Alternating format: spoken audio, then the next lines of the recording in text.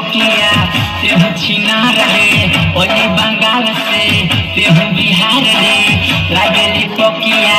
तेहू छिनार रे लइका होई तोरा ठक ठक ठक ठक मारी दीवान वाला कोच कोच कोच कोच मारी दीवान वाला कोच कोच कोच कोच कोरी सामान तोर फस फस फस फस कोरी सामान तोर फस फस फस फस ओली बंगाल से तेहू बिहार रे लागली पकिया तेहू छिनार रे लइका होई तोरा धक धक धक धक मारी दीवान वाला कोच कोच कोच कोच मारी दीवान वाला घोच घोच घोच घोच कोरी सामान तोर फस फस फस फस कोरी सामान तोर फस फस फस फस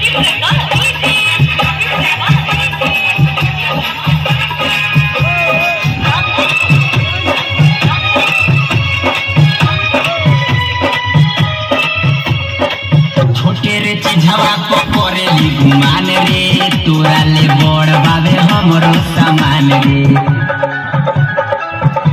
अरे हमरे छोटे रे चिझवा को करेली गुमान रे तोरा ले बड़ बाबे हमरो सामान रे तोरा ले बड़ बाबे हमरो सामान रे छोरे में जोइबे देहू तोरा रे एक बाजोइबे देहू जोहर रे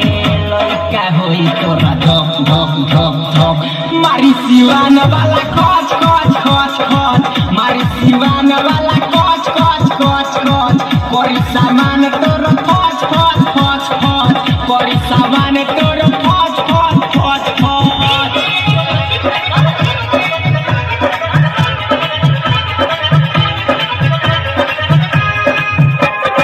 Mixed by Yuvraj Music presents Jamapur. कोरेला दम भरब कोट जाई दरद यादव रंजन हो खाती मरद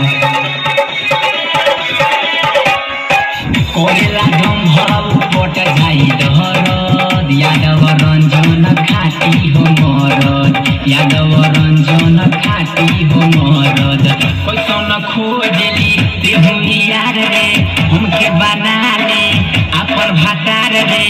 लइका होई तोरा धक धक धक धक मारी दीवान वाला कोच कोच कोच कोच मारी दीवान वाला घोच घोच घोच घोच कोरी सामान तोर फस फस फस फस कोरी सामान तोर फस फस फस फस ओली बंगाल से तेहू बिहार रे लागली पकिया तेहू छिनार रे लइका होई तोरा धक धक धक धक मारी दीवान वाला कोच कोच कोच कोच मारी दीवान